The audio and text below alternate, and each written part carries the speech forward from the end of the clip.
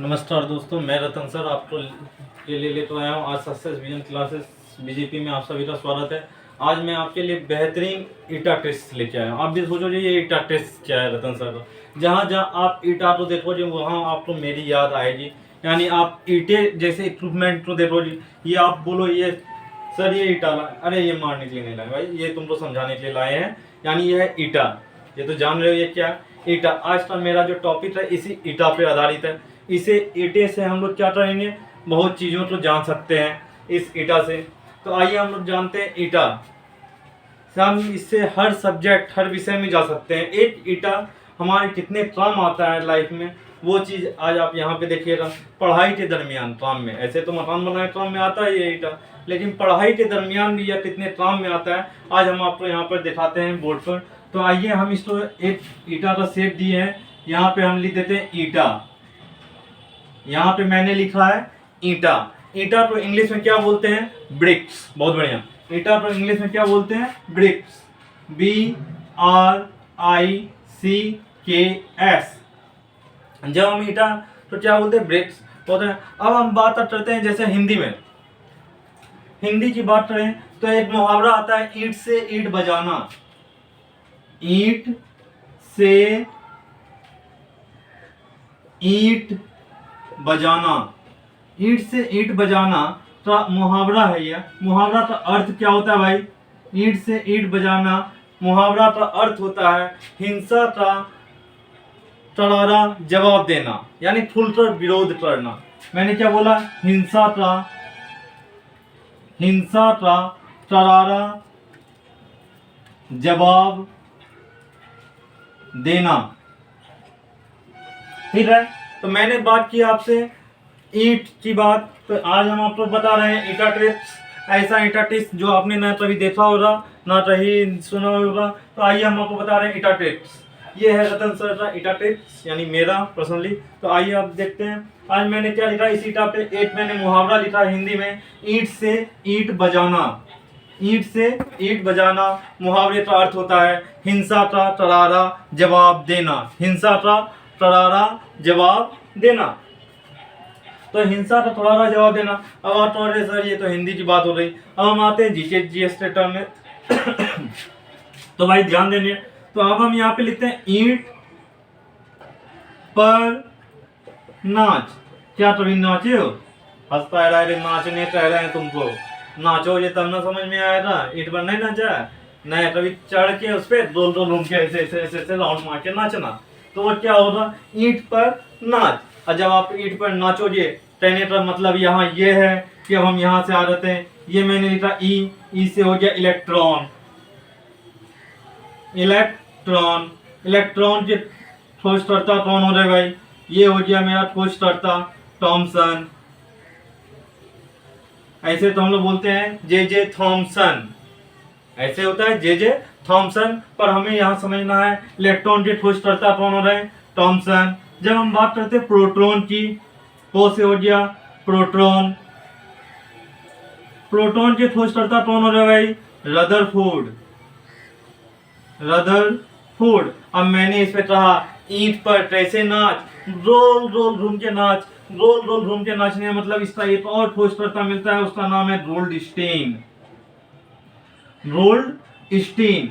जब हम बात किए प्रोटॉन के खोजकर्ता की, तो एक और खोजकर्ता इसका हो गया गोल्डस्टीन। यानी पहला था रदरफोर्ड और दूसरा हो गया गोल्डस्टीन। अब आप यहाँ से नाचने से क्या हुआ, नाचने से हम यहाँ पे ये लेंगे, ना से हो गया न्यूट्रॉन, अच्छा से हमारा हो जाएगा चैडविक। चैडविक यानी न्यूट्रॉन के खोजकर्ता कौन हो रहे भाई, चैडविक। यानी ईंट पर नाच, ईंट पर नाच। तो ईटा पे चढ़, अब जहां जहां भी आप लोग ईटा देखोगे तो वहां क्या हो रहा आपको जरूर याद आएगा कि रतन सर ने वहां बताया था। क्या बताया था भाई, ईंट पर नाच। और ईंट तो आप हर जगह देखते हो, मकान में तो लगता ही है, पर कभी ध्यान नहीं देते हैं, कभी हम लोग ध्यान नहीं देते छोटी छोटी बातों पर। तो आइए ईंट पर नाच। तो ई से हो गया इलेक्ट्रॉन, तो से हो गया थॉमसन, ओ से हो गया प्रोटॉन, रो से रदरफोर्ड, गोल्डस्टीन, नो से न्यूट्रॉन और चौ से चैडविक। ठीक है, हाँ सही बोले, ध्यान नहीं दे पाते हो ना, अब ध्यान जाएगा। अब जब ईटा देखोगे, अच्छा ये बताओ भाई, ईट से हम जब बात कर रहे हैं तो ईटानगर किसकी राजधानी है? हम बात कर रहे हैं ईटानगर, यहाँ हम लिख दिए ईटानगर। किस राज्य की राजधानी ईटानगर है? तो ईटा, भाई ईट की बात हो रही तो ईट से तो जानेंगे ही ना, तो हम लोग ईट से जब जानेंगे तो क्या बोलेंगे भाई, ईटानगर किसकी राजधानी है? तो अरुणाचल प्रदेश। क्या? अरुणाचल प्रदेश की राजधानी क्या हो रही? ईटानगर। ये देखो हम लोग आ रहे ज्योग्राफी के टर्म में, ज्योग्राफी चाहिए, पॉलिटिकल चाहिए, इकोनॉमिक्स, तो यानी हम लोग आ रहे हैं भाई इस टर्म में। तो यानी क्या हो जाए, ईटानगर किसकी राजधानी? जो अरुणाचल प्रदेश राज्य की राजधानी क्या हो रही? ईटानगर। ये हमारा राज्य है, हाँ ये राज्य हो गया, ये राजधानी हो गया। तो मैंने बोला ईटानगर किसकी राजधानी है, किस राज्य की राजधानी है? तो अरुणाचल प्रदेश की राजधानी क्या हो रही? ईटानगर। यहाँ पे समझने में कोई दिक्कत नहीं ना। तो अब आगे बढ़ते हैं हम लोग, अब हम आते हैं इस पे बात करते हैं इलेक्ट्रॉन, प्रोटॉन, न्यूट्रॉन। तो याद हो गया भाई किसने किया? इलेक्ट्रॉन के खोज करता है जे थॉमसन, यानी ईंट। पर से हो गया प्रोटॉन के खोज करता है रदरफोर्ड। कैसे नाच? तो रोल रूम के नाच, इसलिए प्रोटॉन का हो गया रोल्डस्टीन। और फिर क्या होता है? न्यूट्रॉन का होता है चैडविक। अब हम इस पे बात करते हैं चार्ज की, इस पे कौन कौन सा चार्ज होता है। जब हम आवेश की बात करते हैं तो आवेश की बात करते हैं तो इस पे जो आवेश होता है ये निगेटिव होता है, ऋणात्मक। प्रोटॉन पे चार्ज जो होता है वह होता है पॉजिटिव, और ये आवेशहीन होता है। ये क्या होता है? आवेशहीन। यहाँ पे मैं लिख देता हूँ, न्यूट्रॉन पे जो चार्ज होता है वह क्या होता है? आवेशहीन होता है, यानी इस पे कोई चार्ज नहीं रहता है। तो हम लोग बात किया अभी तक आपने, मैंने क्या बात किया? इलेक्ट्रॉन के खोज करता है थॉमसन, इस पे कौन सा आवेश होता है? निगेटिव चार्ज होता है। प्रोटॉन पे पॉजिटिव होता है, पोसे प्रोटॉन पोसे पॉजिटिव। जब चार्ज की बात की पॉजिटिव, और जब न्यूट्रॉन की बात करते हैं तो यह आवेशहीन, यानी आप कह सकते हैं एक तरह से, यानी ये जो होता है क्या होता है भाई? शून्य होता है। आवेशहीन मतलब शून्य, कह सकते हैं ना। चलिए अब हम लोग बात करते हैं क्या? द्रव्यमान। अच्छा द्रव्यमान भी याद नहीं, आसानी से याद रहेगा, ध्यान देना।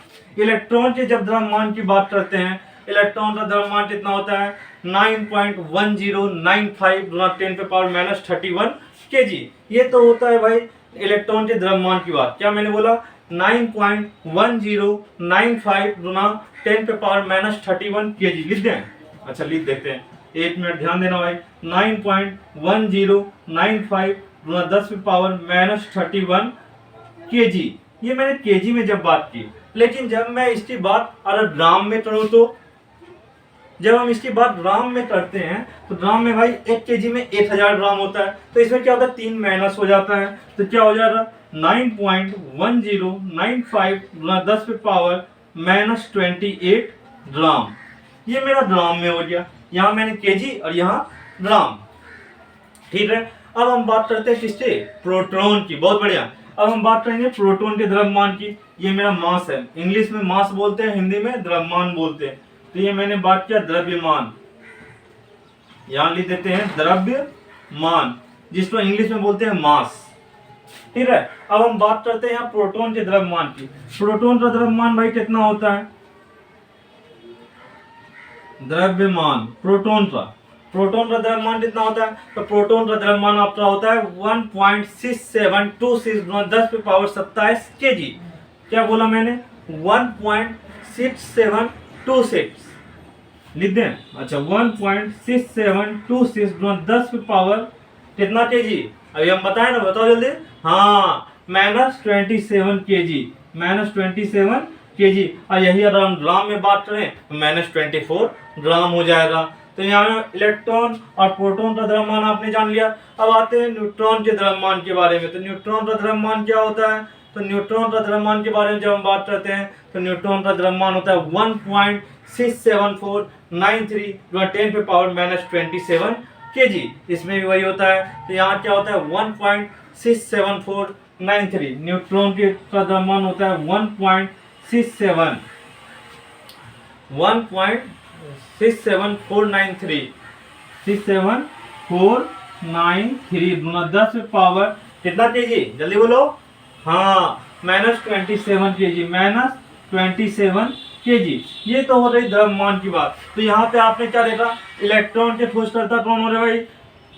थॉमसन, ईंट पर नाच, ईंट पर नाच, कैसे नाच, रोल रोल घूम के नाच। और जब हम रोल रोल घूम के नाचेंगे तो आप जहाँ कहीं भी देखोगे ईटा, तो आपको मेरी याद जरूर आएगी, रतन सर की याद जरूर आएगी। तो हम यहाँ ईटा से भी आपने अभी तक आपने क्या देखा, तो पहले मैंने मुहावरा चला था हिंदी में, ईंट से ईंट बजाना, मुहावरा का अर्थ होता है हिंसा का करारा जवाब देना। दूसरा मैंने क्या बोला भाई, ईटा, ईटानगर किसकी राजधानी हो रही, अरुणाचल प्रदेश की राजधानी हो रही। तीसरी जब मैं बात करता हूँ आपको ईटा से, तो ईंट पर नाच, ईंट पर नाच, तो ईंट पर नाचने से मतलब इलेक्ट्रॉन के खोज करता हो रहे थॉमसन, प्रोटॉन के खोज करता हो रहे रदरफोर्ड, रदरफोर्ड प्रोटॉन पर कैसे नाच, रोल रोल घूम के नाच राउंड में, तो राउंड हो गया गोल्डस्टीन। और तीसरा हो गया न्यूट्रॉन के खोज करता चैडविक, न्यूट्रॉन के खोज करता चैडविक। अभी आते हैं इसके द्रव्यमान की, जब हम बात करते हैं तो इलेक्ट्रॉन का द्रव्यमान होता है 9.1095 गुणा 10 पावर कितना, -31 kg, यानी 9.1095 गुणा 10 पावर कितना, -31 kg। और जब हम प्रोटॉन के द्रव्यमान की बात करते हैं तो प्रोटॉन के द्रव्यमान कितना होता है रे, जल्दी बोलो, हाँ, यानी क्या होता है 1.6726 गुणा 10 पावर -27 kg। अच्छा देख के बोला कोई बात नहीं है, चलो ठीक है, तो -27 kg। और जब हम इसकी बात ग्राम में करेंगे, तब जब हम इसकी बात ग्राम में करेंगे तो ध्यान देना, इसमें क्या हो जाएगा, 3 घट जाएगा, तो यानी क्या हो जाएगा 1.6726 गुणा 10 पावर -24 kg। ये मेरा द्रव्यमान का बात हो गया, ठीक है। अब न्यूट्रॉन पे क्या बात, द्रव्यमान कितना होता है भाई, न्यूट्रॉन के खोज करता है चैडविक। और जब हम इसके द्रव्यमान की बात करते हैं तो इसका द्रव्यमान होता है 1.67493 10 पावर -27 kg। और जब हम इसे भी ग्राम में बदलेंगे तो बस वही बात होगी 1.67493 10 पावर -24 ग्राम, यानी लिख दें 1.67493 10 पावर -24 ग्राम। ये जी से ग्राम समझना है, केजी से किलोग्राम, ठीक है। यानी आप समझ रहे हैं यहाँ पे इलेक्ट्रॉन, प्रोटॉन, न्यूट्रॉन के बारे में। अब आइए हम लोग चलते हैं भाई ईटा। अभी तक आपने ये देखा, बोर्ड थोड़ा छोटा है इसलिए थोड़ा दिक्कत हो रहा है, परेशान नहीं होना है, ठीक है। तो आइए हम लोग देखते हैं ईटा।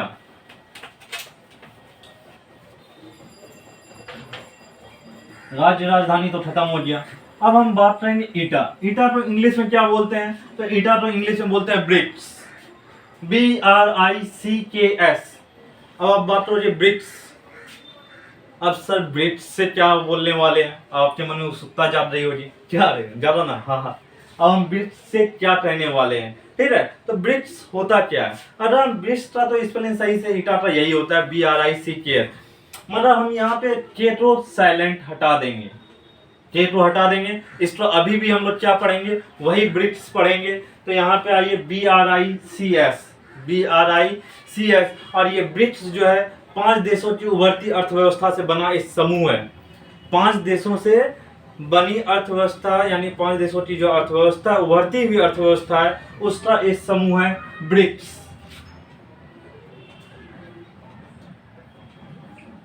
ब्रिक्स 5 देशों की उभरती हुई अर्थव्यवस्था का समूह, क्या हुआ, ब्रिक्स। इन डाल देना इस पे, ठीक है सर, कोई बात नहीं, एक मिनट। तो मैंने क्या बोला, ब्रिक्स 5 देशों की उभरती हुई अर्थव्यवस्था। अब आप बोले सर ये 5 देश कौन कौन से हुए, आपने बोल दिया सर 5 देश। तो जब हम 5 देशों की बात करते हैं तो यहाँ क्या हुआ भाई, बी से हो गया ब्राजील, आर से हो गया रसिया, यानी रसिया को रूस भी बोलते हैं, रसिया यानी रूस। आई से इंडिया, इंडिया। सी से चाइना, चीन। और एस से हो गया आपका south Africa, south Africa, south Africa. ऐसा बात नहीं है, हम इंग्लिश में लिख देंगे साउथ अफ्रीका, तो हम लोग दक्षिण अफ्रीका भी बोलते हैं, ठीक है, हाँ इंग्लिश में लिख दें तो हम लोग है ना। तो इसको ब्राजील तो BRAZIL लिख लो, ब्राजील लिख लो, रसिया तो नहीं आता, RUSSIA, रसिया लिख लो। तो अब क्या इसमें इंडिया का स्पेलिंग नहीं पता है, तो तब फिर तो यहाँ सिर्फ समझना है, तुमको क्या करना है, सिर्फ समझना है ना। तो ब्रिक्स क्या होता है, तो ब्रिक्स एक संस्था है, अंतरराष्ट्रीय संस्था आप कह सकते हैं, जिसमें जो कि 5 देशों का ऐसा समूह, 5 देशों की उभरती हुई अर्थव्यवस्था से बना एक समूह है। ये क्या है, 5 देश इसमें शामिल है, 1 2 3 4 5, जिसमें कि दक्षिण अफ्रीका जो है वो बाद में इसमें शामिल हुआ, पहले ये 4 ही थे। तो ये ब्रिक्स का जो प्रस्ताव हुआ था वह वर्ष 2001 में रोल्डमैन सैक्स के जिम ओ नील के द्वारा दिया गया था। किसके द्वारा? ब्रिक्स का जो प्रस्ताव पारित हुआ था वर्ष 2001 में, किसके द्वारा? रोल्डमैन सैक्स के, रोल्डमैन सैक्स के जिम ओ नील के द्वारा। किसके द्वारा? जिम ओ नील के द्वारा दिया गया था, यह प्रस्ताव पारित किया गया था। ठीक है, यानी ये इस तरह का संस्था होना चाहिए। और ये जो 5 देशों की उभरती हुई संस्था है, ये आपको बताते हैं कि 5 देशों की उभरती हुई जो संस्था है, यह सामूहिक तौर पर विश्व की आबादी का 40% से अधिक, समूचे विश्व की आबादी में 40% से अधिक, और जब हम बात करते हैं विश्व के जीडीपी में 30% से अधिक, और वैश्विक व्यापार में इसका 17% का कुल योगदान है। सोचिए 20 देशों का जो समूह है, इसका हमारे विश्व की अर्थव्यवस्था में कितना बड़ा योगदान है। तो आज जब हम इससे बात करते हैं ब्रिक्स का अध्यक्षता की बात, तो यह प्रतिवर्ष होता है। ब्रिक्स की अध्यक्षता प्रतिवर्ष यानी लगातार, सामान्य तौर पे क्या होता है, यानी पहले इसने फिर इसने, यानी प्रत्येक सदस्य देश लगातार अपने क्रम के अनुसार, यानी अगर पहला जो हुआ था शुरुआत ब्राजील से, फिर रसिया, फिर इंडिया, फिर चाइना, फिर साउथ अफ्रीका, फिर से ये घूमेगा, फिर ब्राजील, रसिया, इस तरह से इसका क्रमानुसार चलते रहता है। जब ठीक है, अब तो इतना नहीं होना चाहिए, नहीं ना। तो इसका 5 सदस्य देश हो गया, ब्राजील, रूस, इंडिया, चीन और साउथ अफ्रीका यानी दक्षिण अफ्रीका। अब हम जब बात करते हैं इसके, अभी जो हाल फिलहाल में इसका 13वां शिखर सम्मेलन हुआ 13वां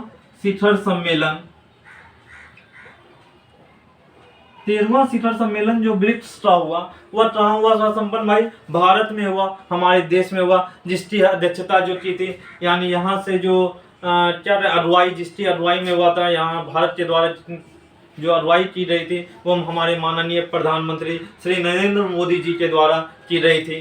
तो उनके द्वारा 13वां विश्व शिखर सम्मेलन जो हुआ था वह भारत में हुआ था। ब्रिक्स शिखर सम्मेलन 13वां जो हुआ, यहाँ पे लिख देखिए 13वां ब्रिक्स शिखर सम्मेलन। जब हम बात कर रहे हैं ब्रिक्स का, तो ब्रिक्स से बात होगी, तो लिखना तो अब तुम समझ जाओ।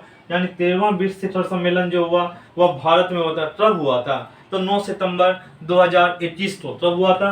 9 सितंबर 2021 को 13वां शिखर सम्मेलन जो हुआ वह भारत में हुआ था, जिसकी अगुवाई हमारे माननीय प्रधानमंत्री श्री नरेंद्र मोदी जी के द्वारा हुई थी। अब ब्रिक्स का मुख्यालय जो है यह कहाँ है भाई? अब आते हैं इसके मुख्यालय के बारे में। तो सिर्फ संस्था तो तैयार हो जाए, तो उसका कहीं ना कहीं तो मुख्यालय होगा। तो इसका मुख्यालय जो है वह है चीन में।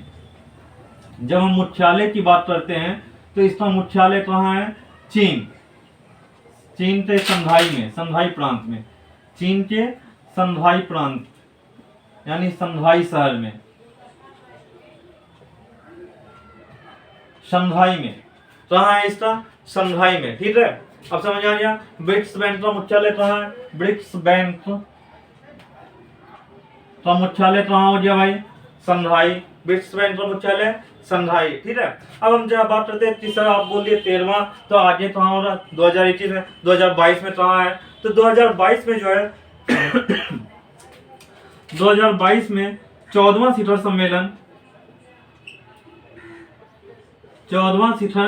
सम्मेलन 2022 कहाँ हो रहा? तो अब आप आंख मूंद के बता सकते हो। जब भाई 21 में कहाँ हुआ? भारत में हुआ। तो 22 में कहाँ हो रहा? चाइना में हो रहा, यानी चीन में हो रहा। 23 में कहाँ हो रहा? दक्षिण अफ्रीका में। क्योंकि मैंने पहले ही कहा था यह सामान्य तौर पे क्या होता है, क्रमानुसार इसका अध्यक्षता हर एक देश करते रहते हैं।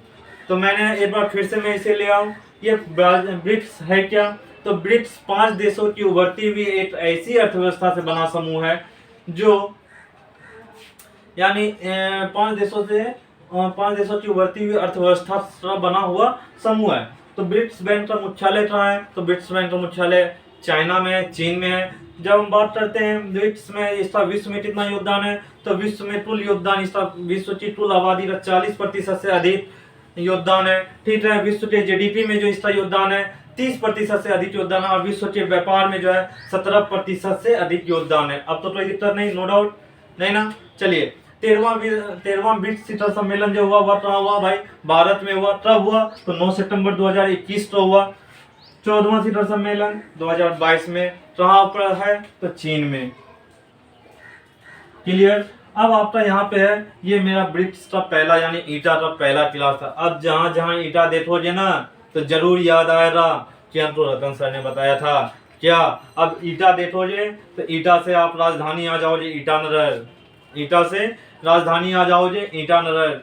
जब बात करेंगे भाई ईटा के इस इंग्लिश में ब्रिक्स, तो ब्रिक्स का आप अंतर्राष्ट्रीय संस्था के बारे में जान जाएंगे भाई। ये ब्रिक्स क्या है? 5 देशों का उभरता हुआ अर्थव्यवस्था का समूह है। तो यहाँ पे आपने कई बेहतरीन साइंटिस्ट देखे, ऐसे ही बेहतरीन साइंटिस्ट के साथ हम आगे भी मिलेंगे आपके साथ। तो ये आपके एग्जाम में इससे कई सारे क्वेश्चन पूछते हैं, तो रिलेटेड क्वेश्चन जो पूछते हैं तो वो आप आसानी से इसको हल कर सकते हैं, बस इसे एक बार समझना होता है। तो आप तो अगर और भी ज़्यादा इससे हमारे इससे जानकारी प्राप्त चाहिए तो आप हमारे YouTube चैनल को सब्सक्राइब कीजिए। धन्यवाद।